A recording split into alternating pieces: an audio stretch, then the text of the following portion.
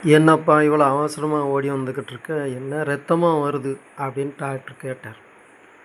ஆமாம் சார், நாய் கடிச்சிட்டு சார் அப்படின்னு. எந்த நாய்ப்பா கடிச்சது அப்படின்னு. தெருவிலேருந்து ஒரு நாய் கடிச்சது சார். சரி, கடிச்சது அப்படின்னு சொன்னால் அதுக்கு என்னப்பா, என்ன ஆதாரம் அப்படின்னார். அது கடிக்கிறதுக்கு முன்னாடியே நான் அதனோட நம்ம காதை கடிச்சிட்டு வந்துட்டேன் சார். இந்தாங்க சார் இருக்கு, இதான் சார் ஆதாரம் அப்படின்னா ஒரு அறிவாளி.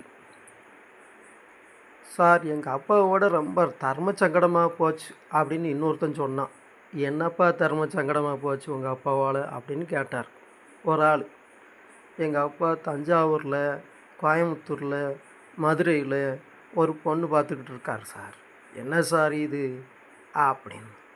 என்னப்பா, உனக்கு தானப்பா அது, நீ எது பிடிச்சிருக்கோ அதை கட்டிட வேண்டியதானே அப்படின்னார்.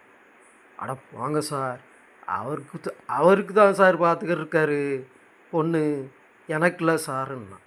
ரொம்ப பெரிய ஆளாக இருப்பான் முழுக்க. ஒரு பிச்சைக்காரன் ஒருத்தன்ட்டு, சார் ஒரு 100 ரூபா விடுங்க சார், பிச்சை போடுங்க சார் அப்படின்னா. ஒன்றும் கிடையாது போ, ஒரு 10 ரூபாய்ட்டும் போடுங்க சார். கிடையாடா சார், ஒரு 2 ரூபா, கிடையவே கிடையாது.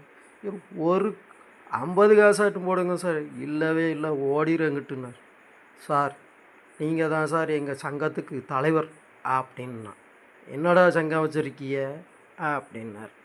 பிச்சைக்காரர் நலர் சங்கம்னு ஒன்று வச்சுருக்கோம் சார், அதுக்கு நீங்கள் தான் சார் தலைவர் அப்படின்னா.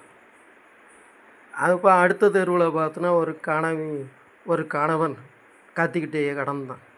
ஏன்னா பக்கத்து வீட்டுக்காரங்க அப்புறம் எந்தக்கிட்டா இந்த மாதிரி கத்திக்கிட்டு கிடக்கான் அப்படின்னு. அந்த நேரத்தில் பார்த்து அவங்க மனைவி வந்தாங்க. என்ன வியாபாரம் அப்படின்னா. இல்லை, கத்திக்கிட்டே இருக்கார். சரி சரி, நீங்கள் போங்க, அவருக்கு எனக்கு என்ன செய்யணும்னு எனக்கு தெரியும் அப்படின்னா. பார்த்தோன்னா அதுக்கு பிறகு பார்த்தோன்னா ஒரு சாயங்காலம் போல் அவர் சுருண்டு படுத்து கிடந்தார். என்னம்மா செஞ்சீங்க, இப்போ சத்தம் குறையத்தான் வரும், சத்தம் வரவே வராது. ஏன் அப்படின்னு.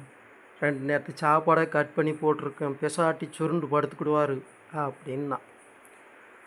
ஒரு கணவனும் மனைவியும் கொஞ்ச நாளாக பேசாமல் இருந்தாங்க. திரும்ப பேசலாமே அப்படின்னு சொல்லிட்டு சமரசம் பண்ணதுக்காக 2 பேரும் வந்து சந்தித்தாங்க. ஆனால் வாயை திறக்கலை, சும்மா சிரிச்சுக்கிட்டே இருந்தாங்க. என்னப்பா, நீயாட்டும் பேசலாம்லாப்பா அப்படின்னார். நான் முதல்ல பேசுனதுனால இந்த மாதிரி பிரிஞ்சு கிடந்தோம், வாயை கொடுத்திய வம்பு இழுப்பான்னா பேசாமல் இருக்கான் சாருன்னா. ரொம்ப பெரிய குடும்பமாக இருக்கும் முழுக்க.